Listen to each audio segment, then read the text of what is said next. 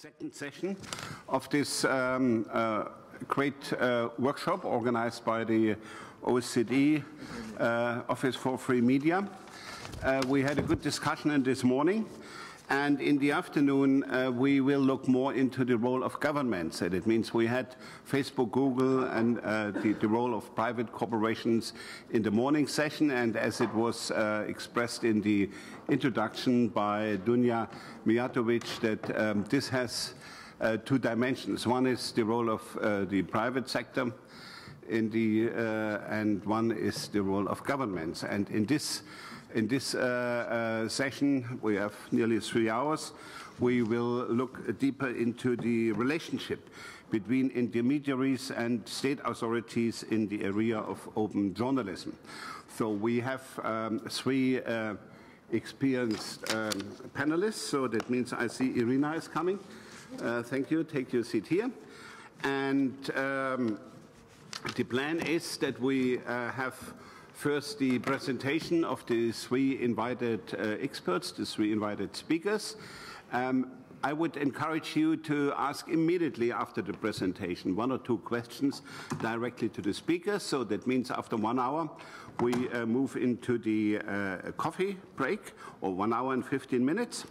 And then we will have after the coffee break another 90 minutes for an open discussion where we can touch, all issues.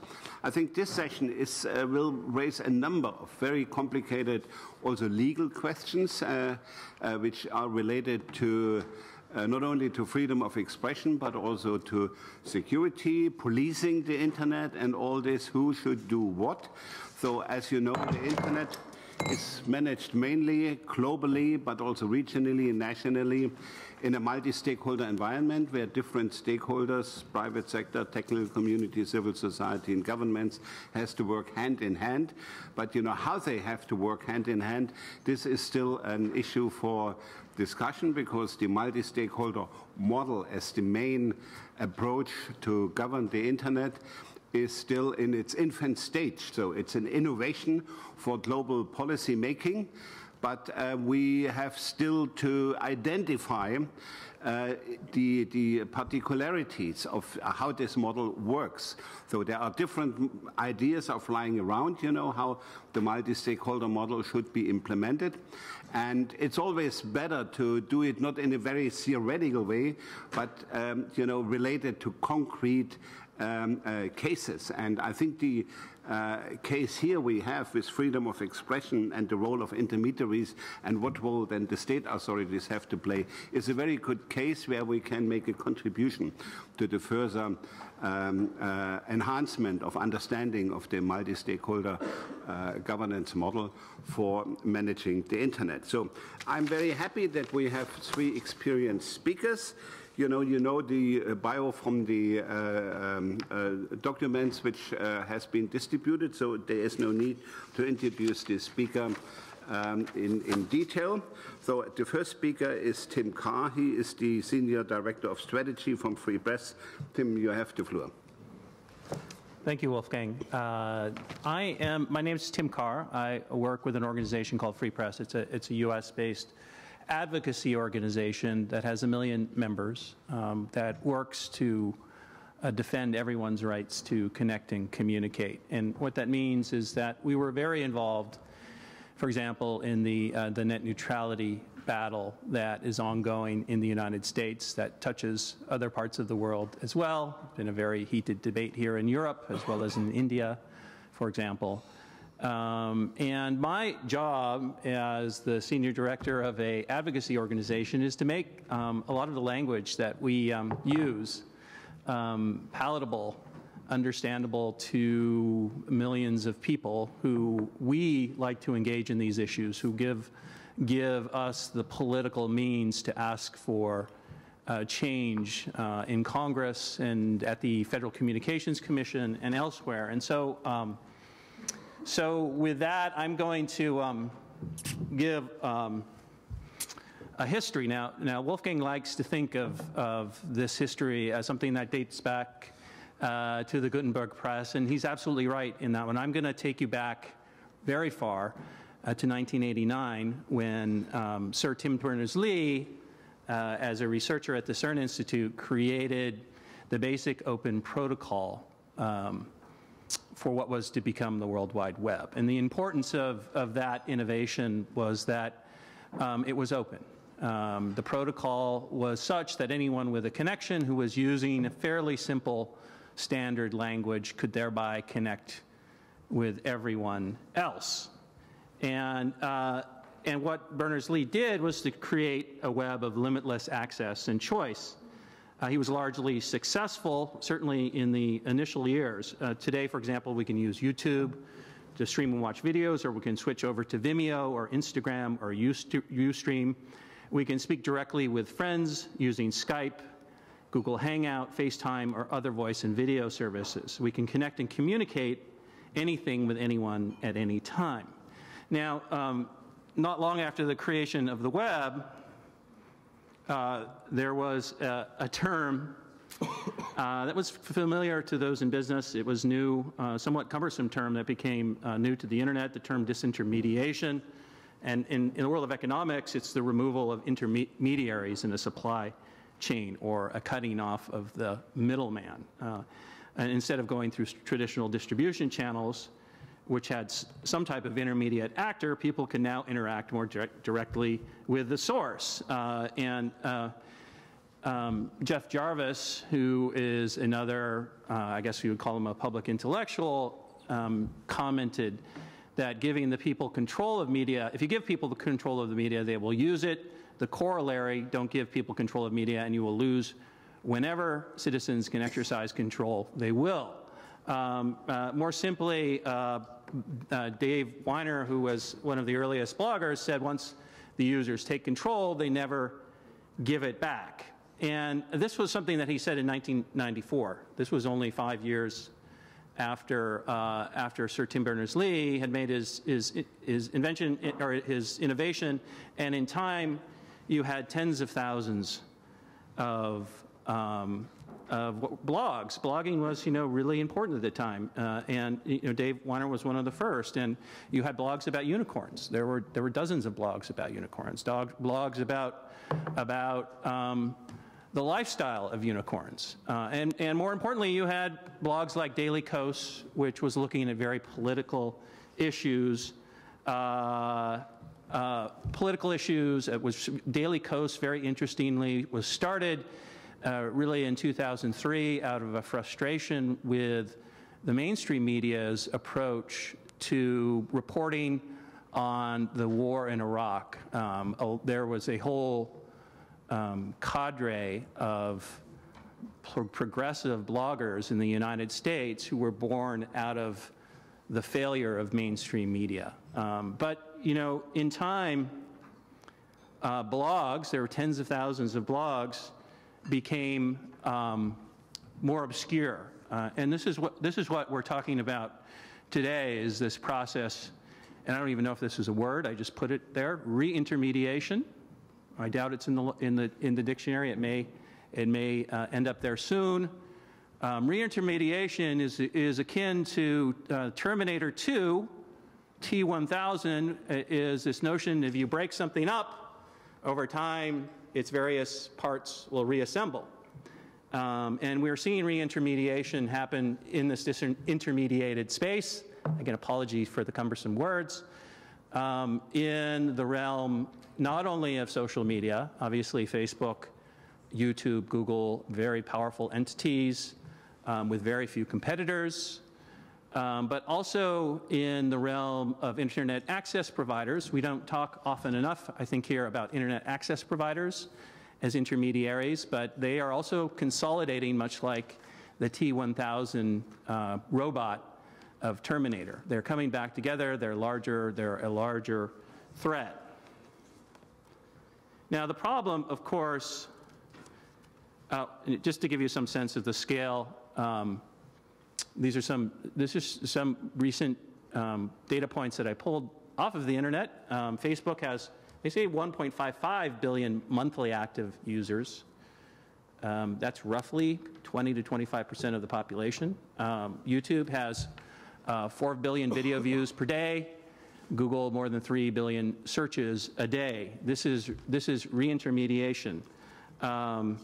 The saying that content was king is really more accurately used with the term intermediaries are king. Now, the use of the Death Star there may be a little bit too cynical, but I think you get the point. I mean, what's not to like about Facebook?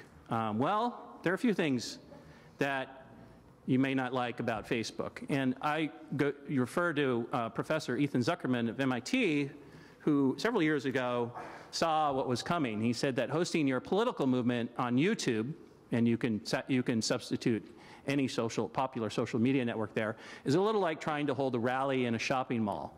It looks like a public space, but it's not. It's a private space, and the use of it is governed by an agreement that works harder to protect YouTube's fiscal viability than to protect your rights of free speech. Zuckerman is really talking about this phenomenon called the privatization of public discourse, which we can go into some more detail if you like. But he compares the social media executives to benevolent despots. This is something that Rebecca McKinnon has also written about. She was very involved with ranking digital rights, which was spoken of earlier. And they are benevolent despots who use their corporate terms of service, and not the First Amendment, this is in a US context, to govern their decision-making about content. And those decisions are often very arbitrary and capricious. And the other problem is not that you have corporations acting in their own self-interest, but you have governments that are looking to corporations as a proxy for their own efforts to surveil the public. I was going to show an interesting video on The Onion, which is a satire site in the United States, where Mark Zuckerberg is given the highest award at Langley, CIA, for assisting in their terrorism, in their surveillance efforts. It's a very funny video, but in the interest of time, I'll let you look it up online and watch it yourself. This is Jillian York, who works with EFF. She talks some about the issue of government, the relationship between the state and intermediaries, which we're talking about today. She says the trouble with private companies controlling our speech is that they are subject not only to shareholders, but also to governments. In their efforts to provide access to their services to users around the world, these companies often face an unfortunate choice. To avoid being blocked by a government censorship apparatus, they must sometimes agree to take down content, at least in a given country. We saw some very good examples of that for those of you who did attend the noon session here. We had a number of speakers from Kenya, from other parts of the world, who had very, very tangible examples of this sort of country-driven takedown problem. And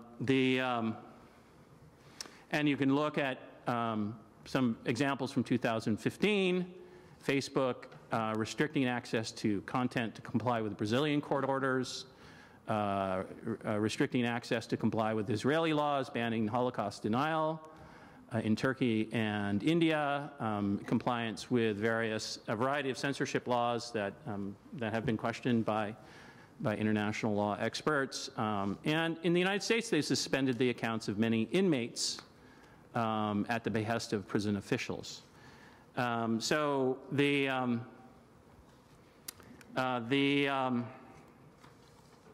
problem, of course, is real. I don't think anybody at this conference would doubt that. And one of the things that we're obviously working on in the United States is a response to what Edward Snowden has revealed. And this looks a little more deeply at the state mechanism and how it pertains to intermediaries. What Snowden revealed to us was that there are the use of laws that are within the Patriot Act, that are within the FISA Amendments Act, that are also executive orders, have been modified or, as some would say, misinterpreted to mean that intelligence agencies can tap the backbone of the internet and to gain access to information stored by major internet companies like Facebook and Google. Section 702, for the lawyers amongst us, the advocates amongst us, is the part of the law, one part of the law that they use to justify a program called PRISM, which is what Snowden revealed as one of his revelations. There's also an Executive Order 12333, which was promulgated by President Reagan. It has been modified by subsequent administrations that gives a very similar authority for intelligence agencies to filter through the communication contents and Google and Yahoo. And the reality is that so much of our communications are happening via these private intermediaries, and I would say including not just search engines and social networks, but internet access providers. And the question that I, as an advocate, am struggling with, and that I think we're going to talk about more, is really how do we ensure that these platforms safeguard users' rights, including freedom of expression, freedom of association, and the right to privacy. This is not new to anyone in this room. This is what we've been talking about for the last several hours, and I'm sure that many of you have devoted a significant portion of your career to this question. I just want to, in closing, give a couple of examples of ways that we as advocates have addressed that problem. Free Press was a leading organization in the fight for net neutrality in the United States. On February of this year, February 26th, we, through mass organizing, convinced the President of the United States, Obama, to support a common carriage standard for internet access providers. Net neutrality is really about common carriage. And we won in victory at the Federal Communications Commission. Now this has been taken to court by the internet service providers, but common carriage as a rule for internet access providers is one way to address their role as potential censors, to address their role as intermediaries. It also governs the way that governments respond to them. And another issue that advocates are getting involved with that more directly addresses the issue of intermediary liability is the Manila Principles, which were signed on to by dozens of NGOs, not-for-profit groups, civil society groups in Manila earlier this year. Those include my organization, Free Press, EFF, Article 19, others that you may be familiar with. Impressively, a number of Global South groups, Africa and South America, including groups also Middle East and North Africa, have signed on to these principles.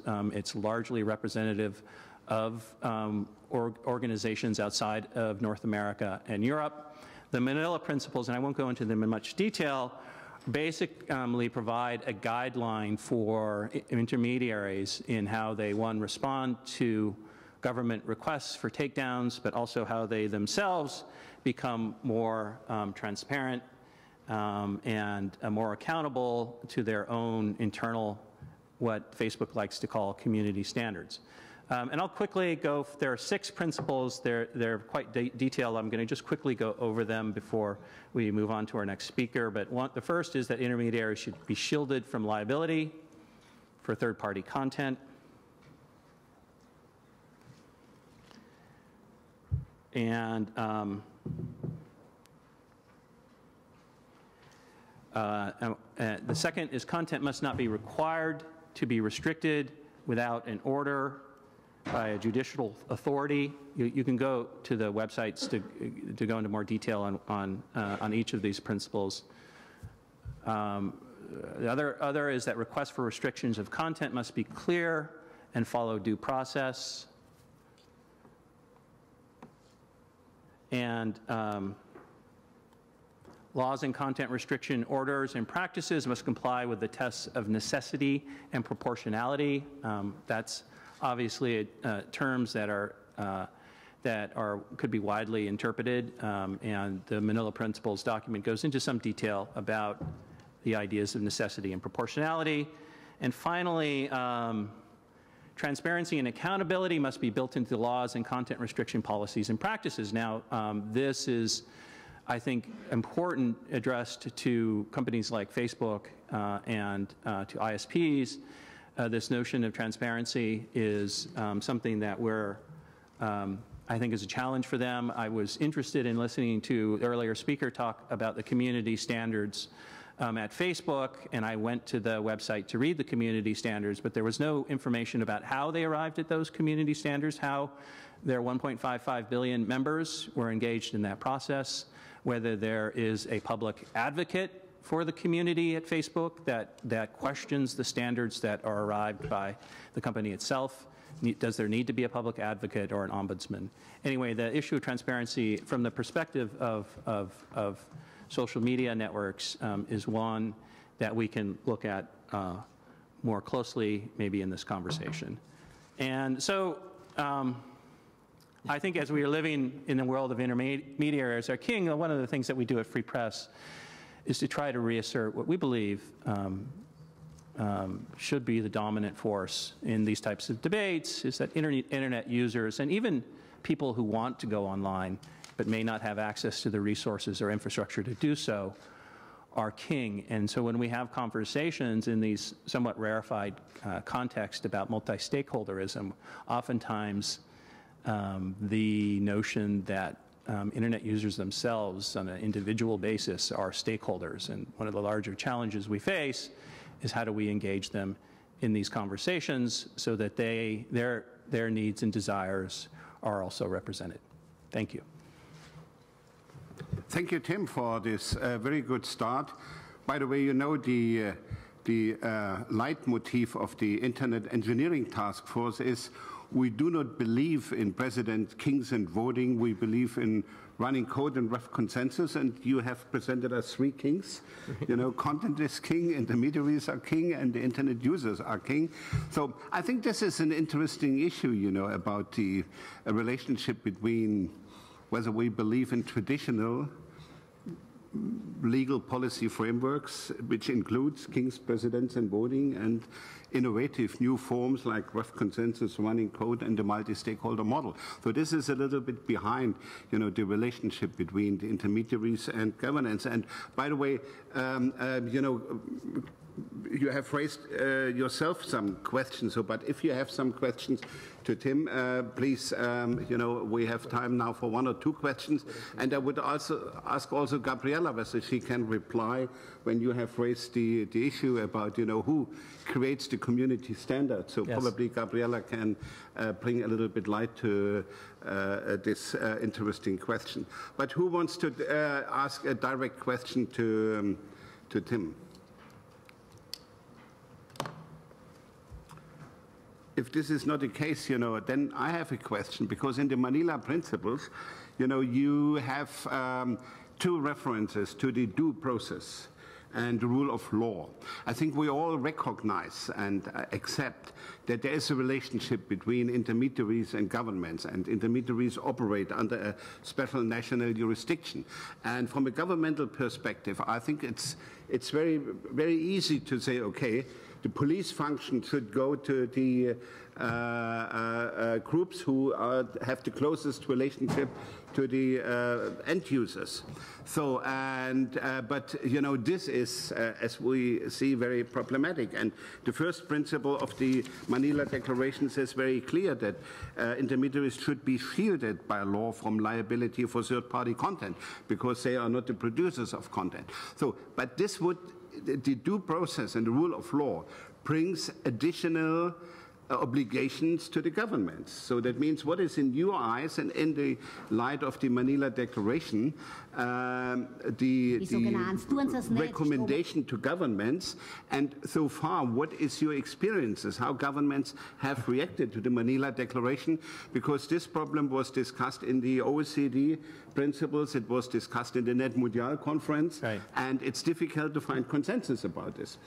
So, I mean, it becomes, so we just went through a very lengthy process in the United States about ISPs as intermediaries, and the guiding principle that we used there was one of common carriage, which is actually rooted in a history of law. It goes all the way back to the ideas of the telegraph, but also to transportation, whereby a ferry company, for example, could not charge a higher fee to one provider of vegetables than another provider of vegetables. In the world of communications, common carriage means that whenever you have a two-way communications network, that the provider of that network cannot interfere with those communications. They have to carry all content equally, which is a very important idea. But the problem that we face, which gets to your question, Wolfgang, is does common carriage as a legal concept work in the world of social networks, whereby internet access providers can be talked about as utilities? I think increasingly people think of the internet as essential infrastructure, thereby requiring some oversight. Is Facebook, is Google, is Twitter, are they also utilities? Do they provide a necessary public service that requires that there be some government intervention on behalf of protecting the public interest? That, I think, we're not ready really to have that conversation now. It's not politically viable, at least in the communities that I work, to talk about turning Facebook into a public utility. I don't know that there are a lot of people in this room who would agree that needs to happen, but it is kind of where that debate rests right now, is if they do provide some essential public service, be it connecting political groups, enabling speech, what role does the government have? Should the government treat them as more than just a company that sells toasters, but as a company that is important to our society and the improvement of, and in protecting our rights as individuals? Thank you very much. Frank, and then Paul. It's a question to Tim, but also to the other panelists as well. I see the problem more in the context of privatization in a way of human rights in this context, because as it's quite clear, we are talking about intermediaries, private companies, which have their own responsibilities towards shareholders, towards people, population, users. They have a certain amount of corporate social responsibilities and so on and so well. But at the end of the day, looking from our perspective, from an intergovernmental perspective, the governments are the ones who have obligations to protect human rights. And this is not, of course, the case or responsibilities of internet intermediaries. And what I see is more and more by giving the responsibilities to the intermediaries to police this space, to look into this space, are the governments in a way farming out or subcontracting their responsibilities to these entities, and it's something I would find very problematic, because then who do you call on in order to protect human rights? At the end of the day, you can't demand that from the intermediaries. You can only demand that from the governments, because they're the ones who took on this responsibility in the first place. So it's to everybody, essentially.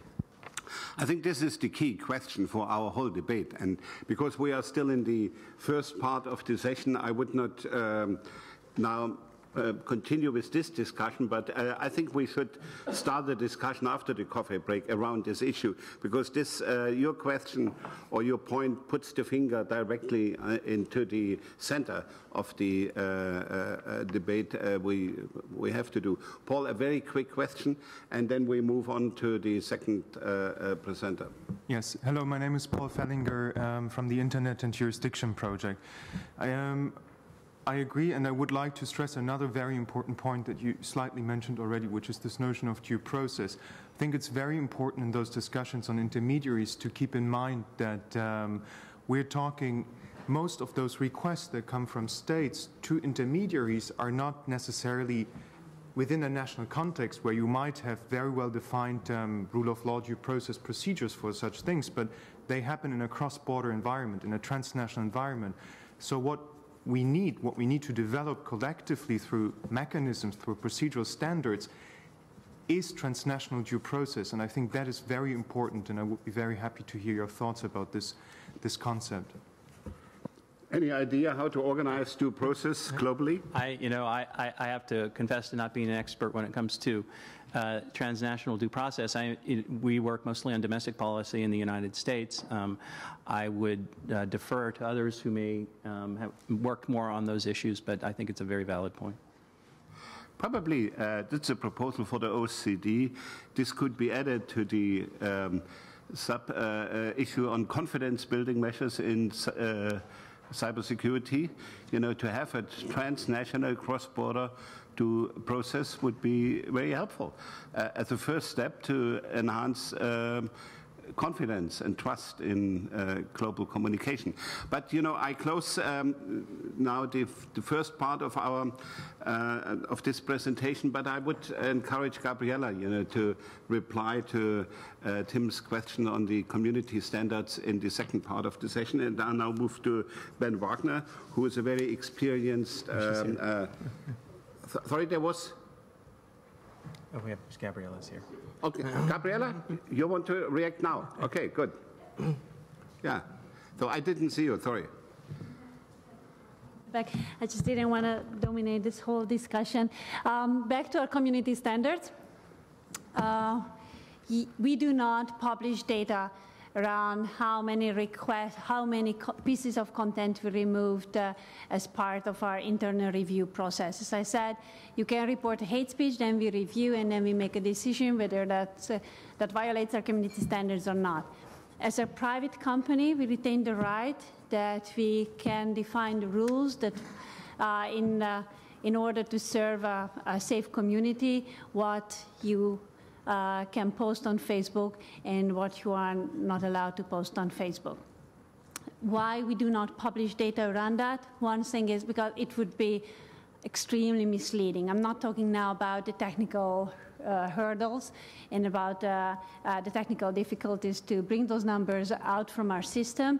But just imagine that most of the review requests, what we get, are around nudity, bullying, harassment, very different issues. As I mentioned, these amount to millions in weeks and months. If there is a football match, then we already know, our review team knows, that in the night of the football game, there will be a huge amount of incoming requests claiming hate speech, that one team supporters are reporting the other team supporters. In that data, what we would publish, those data would appear. So suddenly, you would see a high pike of hate speech takedown requests in the Netherlands. Why?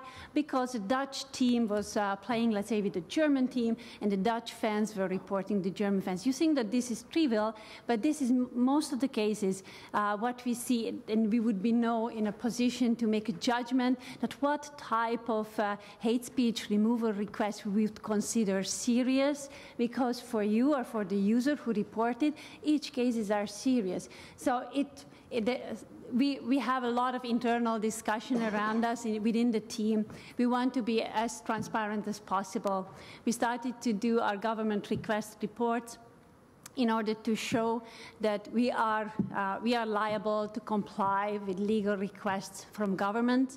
We have very strict procedure when and how we are doing that compliance, when we are pushing back on requests, and when we are serving an order partially or fully. We are providing data, and we are transparent about from which government and how many reports how many data are we providing. We want to be fully transparent about what we do. It's just that at the moment we do not see that how we can make a meaningful report around our internal reports.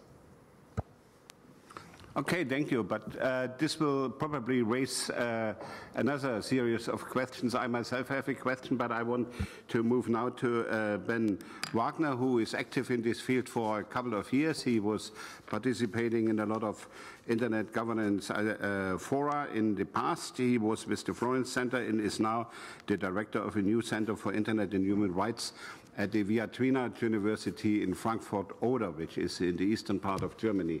Ben, the floor is yours. Thank you, and thank you very much for staying here after lunch. It's nice to see so many people in the room, and I'm looking forward to discussing the role of internet intermediaries a little bit more. I'm going to try to say everything that comes in the next 10 to 15 minutes without completely disagreeing with everybody who's just spoken. But I think it's important that we also start a slightly more vibrant discussion on these topics, simply because the Manila principles that were already mentioned here, if we're honest about the state of intermediary liability on the internet at this point in time, we have to be honest about the fact that these Manila principles are in no reasonable way actually being followed. And part of the reason that these principles were created was to ensure that there would be greater pursuit of principles that civil society would consider important, but also more generally of basic human rights and fundamental rights. And the issue there is that when we're talking about transparency of companies like Facebook, who've just spoken, we have to be relatively honest about the fact that even the transparency reports that exist provide no form of accountable or effective measure of the actual level of content removal on any private platform, neither by Facebook, nor by Google, nor by insert your company here. And this is the case because the way the measurement takes place is not in a unified framework. That makes it completely incomparable, but it also makes it, in more general terms, relatively difficult for any one individual to ascertain how content was taken down, why it was taken down, and which context it was taken down. So this opacity, of course, is power to private individuals. And I'm fascinated by the idea that the previous speakers around me suggested, on the one hand, that content is king, and yet at the same time that kings and presidents are supposedly no longer important in the governance process of the internet. Now, we're sitting in the Hofburg in Vienna, and I hate to say it, but part of the reason we're here is because kings, presidents, and sometimes even emperors at times in different parts of history have certain forms of power. And I think it would be slightly premature to suggest that they no longer have any. So when you look at the actual transparency reports that have just been discussed, Twitter, for example, published transparency reports on Turkey, which when they are compared to actual Twitter data from filtering of Twitter in Turkey, you find that an order of magnitude several times larger than the actual transparency reports is actually being filtered out of tweets in Turkey. So around about 250,000 tweets, far more than was ever suggested by Twitter, are suggested to have been filtered by Twitter in Turkey. This is just one example. You can provide many more. But all of the academic research around this suggests that there's actually quite a strong distance between what we think is going on in the real world in regard to content regulation and what we're actually able to say about it. And so when you look at the role of intermediaries, you have to be relatively honest about the fact that intermediaries, yes, to a certain extent, they do apply something like the law. But if we're perfectly honest about how they apply the law and how internet intermediaries interact with the law, it's slightly fairer to say that they have their own internal legal frameworks by which they make decisions, which may or may not, in certain cases, depending on the various different processes, relate to the law. And the problem with that is that that may or may not uphold fundamental human rights. And that's an issue because the opacity around that and the lack of accountability around that causes all sorts of problems for human rights, for governance, and this governance then focuses specifically on internet intermediaries, which is why we end up talking so much about these large companies, because they have such incredible power. And the power stems not so much from any user ever deciding that this is something that we want to give power, but more from a development over time by which these actors gained this status within the internet. And we now all have to deal with that and respond to that effectively. The challenge is specifically for them as well. Of course, they then, by being powerful actors, become a playball of both government and civil society interests. I think there's absolutely no question that they get then or feel pushed around, shoved around, expected to respond to different government requests, to different societal expectations, and are never quite sure how to draw the line. But the reason for that, if we're perfectly honest about that, is that they're in a position of having a lot of power and trying to avoid as much as possible accountability for that power. So even when governments are not able to regulate these actors for constitutional reasons, so for example, it's forbidden for certain governments to, let's say, pass a law that would infringe on the First Amendment rights or on other constitutional perspectives of speech, they can still perfectly well create other organizations and fund those organizations, which will then pressure these organizations, specifically large internet corporations, into doing their bidding. And so both the threats of law, but also the pushing of various different government actors to ensure private corporations make decisions that are in the interest of those governments are not in the strictest sense against the law, but have very little to do with upholding fundamental rights. And so the challenge there is that we're, as was mentioned already by one of the previous commenters, is that we're in a situation where states not only have a strong interest in not being responsible for making tough decisions, but even more so are trying to outsource those tough decisions to private sector actors. And that does very little for the upholding of fundamental rights. That also does very little for the expectation of users who are using the internet that they have any rights to freedom of expression when those rights are not being upheld by a court, but they're being upheld by a relatively unaccountable private actor. And if these were courts outside of a private setting, if these were in a public setting, it would be easy to suggest that these were some kind of kangaroo courts, that they somehow reach decisions by processes that are so difficult to account for and so intransparent that it's barely even reasonable to call them legal systems at all, and yet they act like quasi-legal systems in quasi-public spaces. And so the challenge then is, how is this then governed and how do governments respond to that? And there I think we've heard a little bit already about multi-stakeholder governance. Very little actual governance happens within multi-stakeholder fora. And that's part of the key challenge. When people talk about internet governance, people assume, oh, ICANN or the Internet Governance Forum.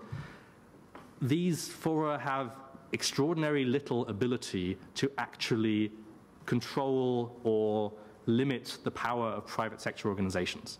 And as a result of that, the ability of those actors to have greater expansive forms of power and the way they use that power is actually increased, because the way we talk about internet governance suggests that there is some kind of governance for the internet, when actually a lot of these fora do more to protect the power of private actors to do whatever they see fit, rather than actually controlling, limiting, or making that power accountable.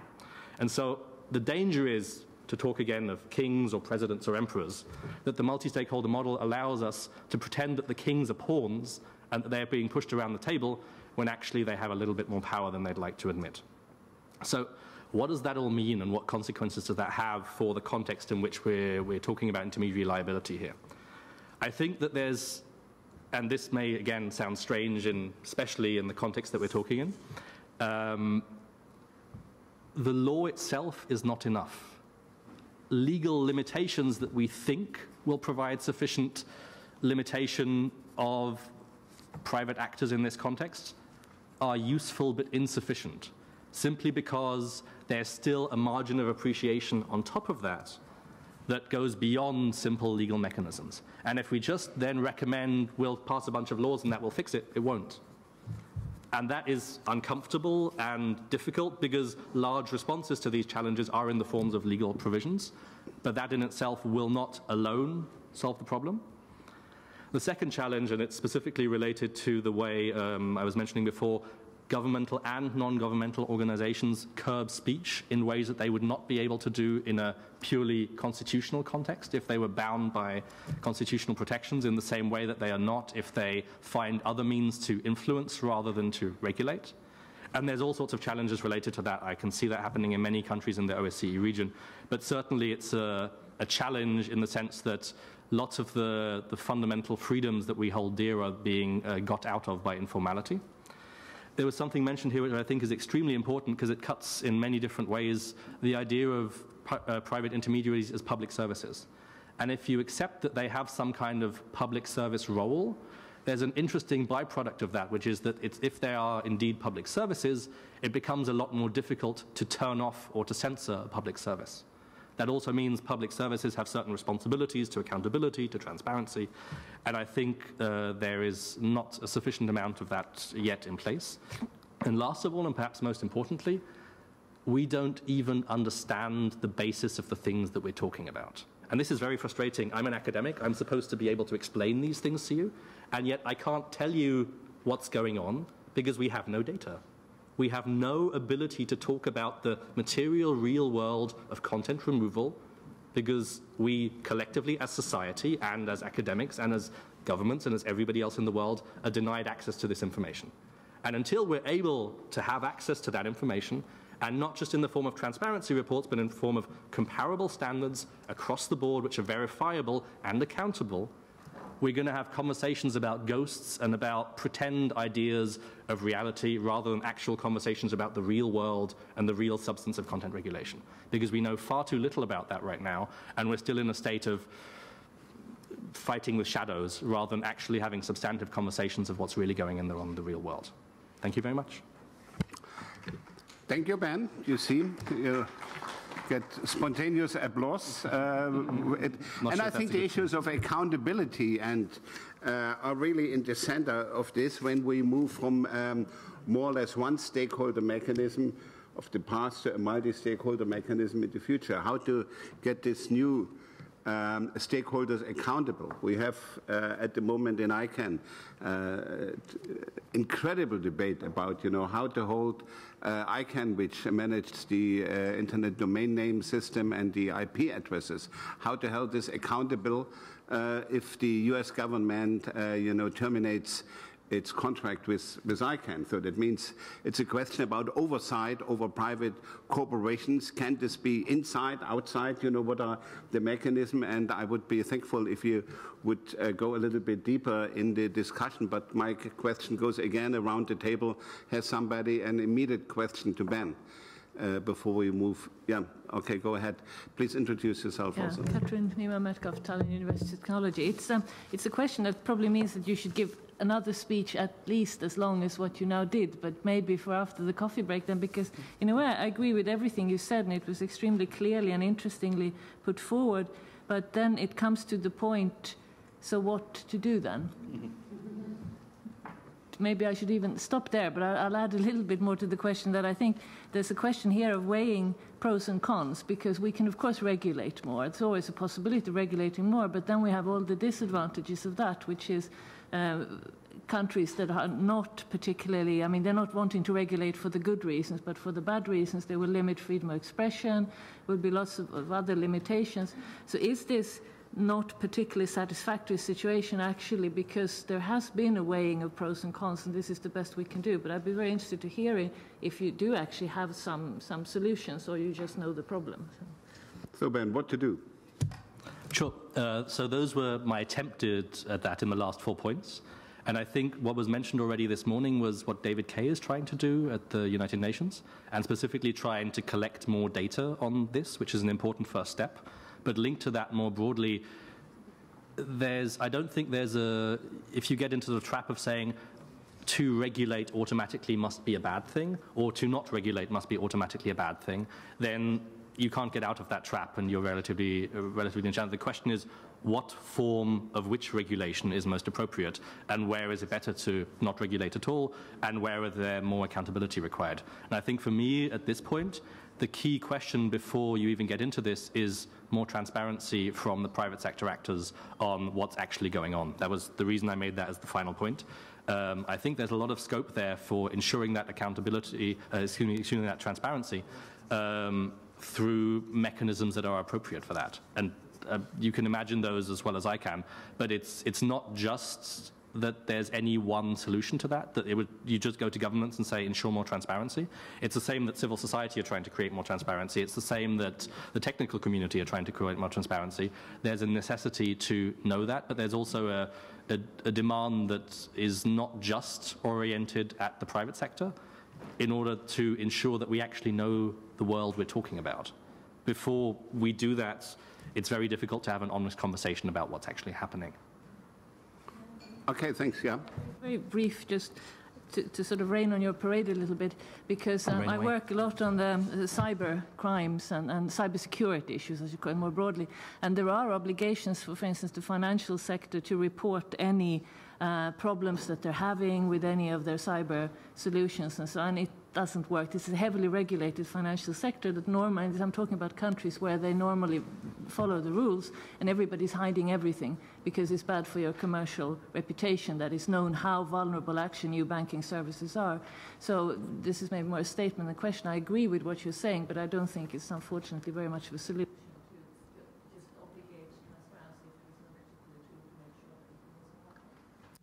So there I disagree, because I think that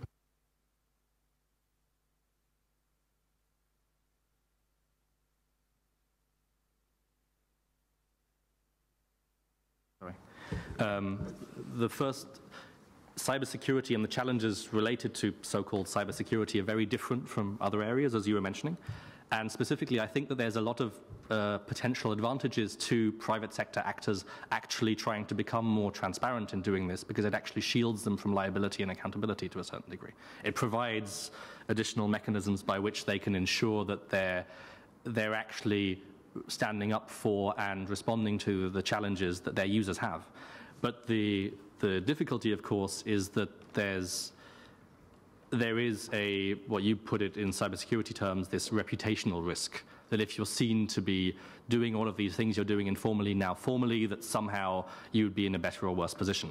And the only way to get around that reputational risk is to basically put companies in a position where they feel that that is more likely to be in their best interest, which means putting incredible transparency pressure on them, because otherwise that would be, you're creating basically a counterbalance to the existing pressures of informality. And the reason we're having this conversation in the first place, just to clarify that again, it's not as if we're talking about lots of other actors somehow being able to fix this. It's very much focused on the role of private intermediaries stepping up to the plate.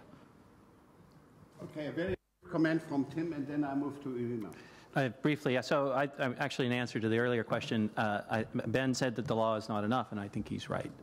And the question was, well, so what is appropriate? Well, you could say initiatives like the Global Network Initiative, voluntary initiatives whereby these volunteer to adhere to certain standards, those are not enough. There are efforts in technology to sort of root around these problems. Tech solutions are not enough, as are some of the global standards put forth, like the Manila Principles, by civil society. Those are not enough, but it's not an either-or, it's a both-and. We need to think how all of these initiatives work in concert in a way that is helpful to one another and not defeatist. Couldn't have said it better. Yes, this remains work in progress. So now, Irina, you know, from the Moscow Internet Research Institute, and Irina will probably satisfy a little bit what Ben has asked for. She will give us some concrete facts and data. What is the situation in Russia? So, Irina, the floor is yours. Thank you very much. I will speak Russian.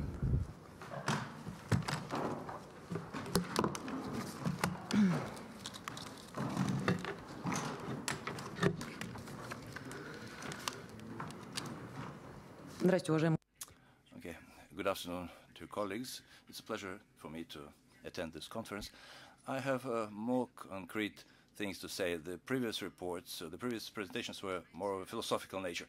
Over the recent 3 years, it so happened that in Russia, the legislation which has to do with regulating Internet was developed quite promptly and actively, and today we can say that we have a response to all the questions which are raised here, and this is included in different regulatory acts.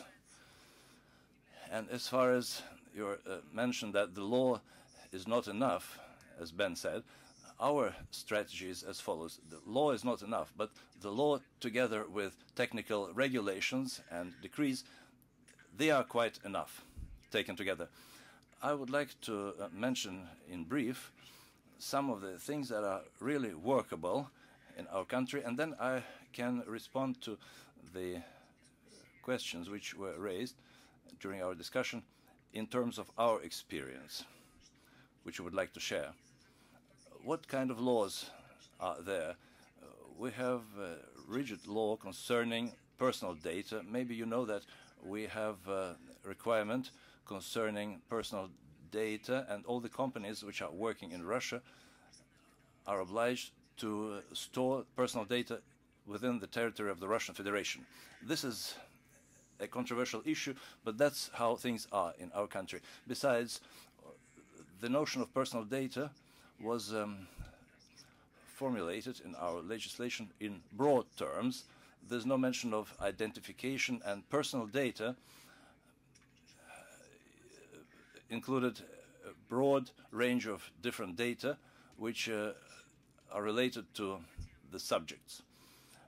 And every time we had to get explanations from the authorized bodies. So the law is not clear on that. Then we have a law on regulation of copyrights. We have limited liabilities concerning intermediaries, but if an intermediary does not react during a certain period of time to the request to remove the content, this intermediary may be blocked by the court ruling for 14 days. But we've never had any problems with that, because those who want to violate copyrights, they are using different mechanisms to sidestep different blocking systems or blocking mechanisms. But those who believe that they are working legally, well, they are the ones that comply with the laws. Then we have a law on blacklists, which is quite popular, when the rule may block considerable amount of information concerning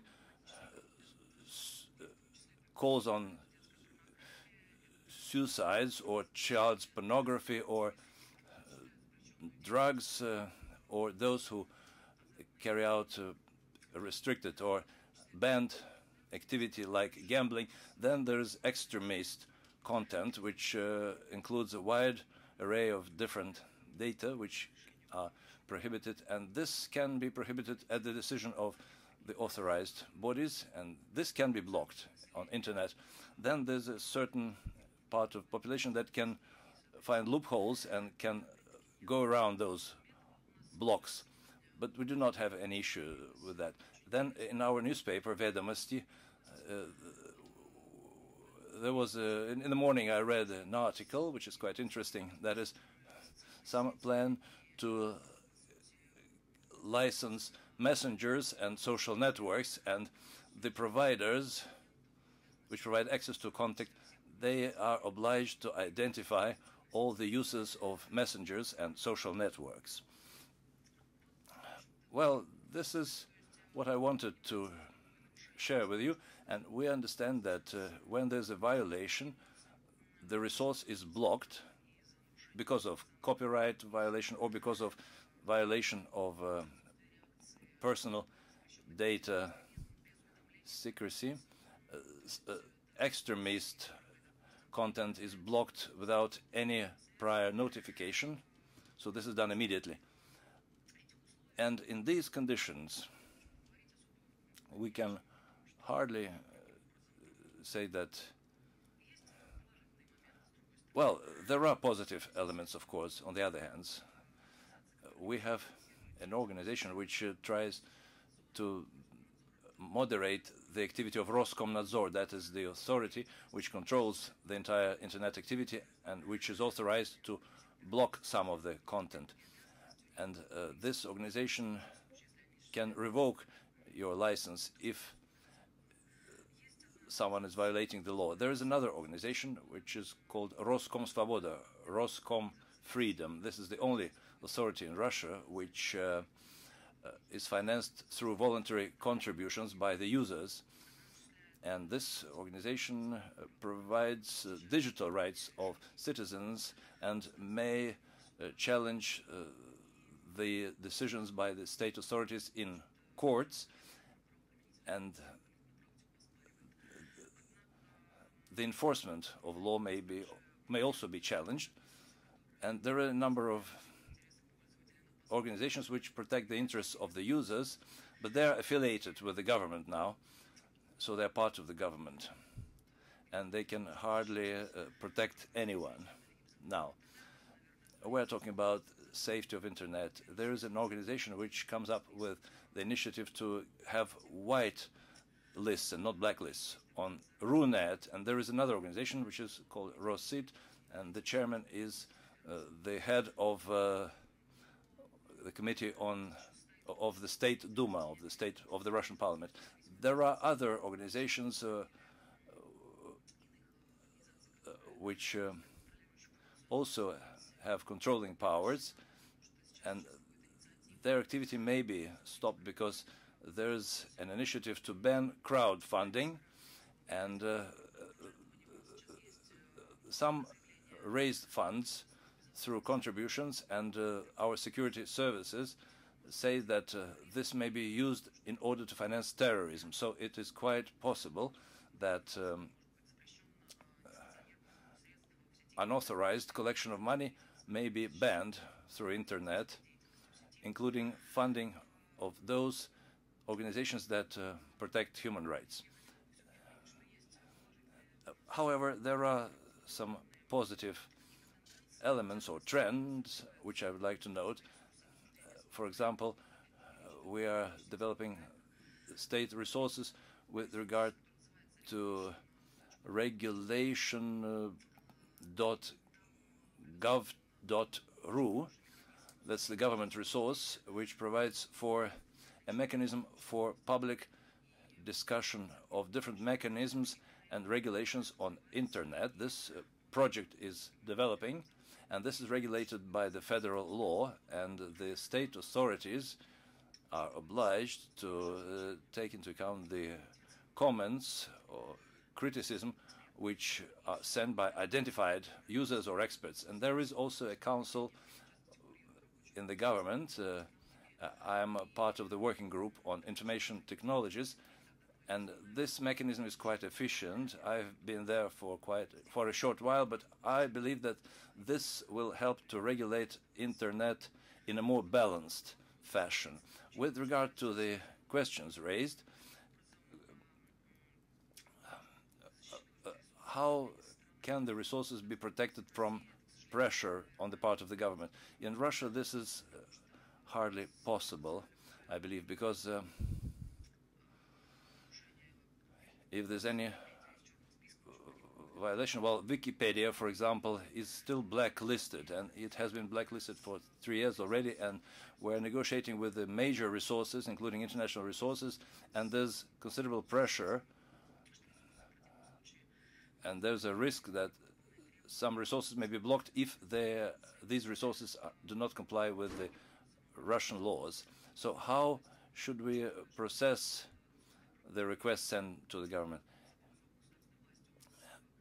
I would like to mention that the resource can be blocked based on IP address, and this is done quite promptly. With regard to the right to be forgotten, we are now having a draft which soon will become a law, when the searchers, the internet browsers, can or should remove some undesirable content. So this is also covered. With regard to interaction or cooperation, we're developing the mechanisms that are suggested by the state. That is, the public discourse mechanisms based on the resource which is created by the Ministry of Economic Development. And there is the expert council of the government, which is approved by the government, and so it's also working. I would like to answer your questions, if any. Thank you very much. Irina, this was very enlightening, very concrete data. You know, we have just 3 minutes left before the coffee break, so that means one question. I have a question to Irina. Thanks very much for a very detailed presentation. I'm Natalia Razin. I'm main editor-in-chief of the Belarus Charter, Hartia. Thank you very much. The only thing you didn't mention is how in Russia this law is used for political purposes. You mentioned that some sites can be blocked for extremism, but we know that where there were people from the Procurator General which visited the channel Dozhd, the rain, and the Dozhd was accused for extremism, and some sites like Grani.ru and Kasparov.ru were also blocked for extremism. Do you know how the law defines extremism? That is the law that resists extremism. So any law cannot work automatically. And besides, 80% of people support these laws or these regulations. So the polls show that most of the people are supportive of these laws and regulations. last year, I mentioned how Granny Rue and Kasparov Rue were blocked, and I'm fully aware how this was done and why this was done. However, I am using the facts. I'm an analytical expert. I'm not a politician. I'm using the facts. Okay, the channel was visited, but this will be shown in a different light. So in the central television, in the federal channel, this will be shown to the advantage of the government, and I do not think that anyone will seriously criticize that. I think this is very enlightening, and what we have also learned from you is that, you know, one, I would not say trick by governments is to, and parliamentarians is to have very vague language in legislation, which allows a very broad interpretation. And insofar, you know, it's important to follow what Tim has mentioned with reference to the Manila Declaration, that we have processes, two processes, the rule of law in place, so that we can even ask for more clarification by courts if it comes to unclear laws. So I think this is one way forward, and we have probably a broad range of different issues for discussion after the coffee break. So the coffee break is scheduled for 15 minutes, and so then we will be back here in 3:30. Thank you.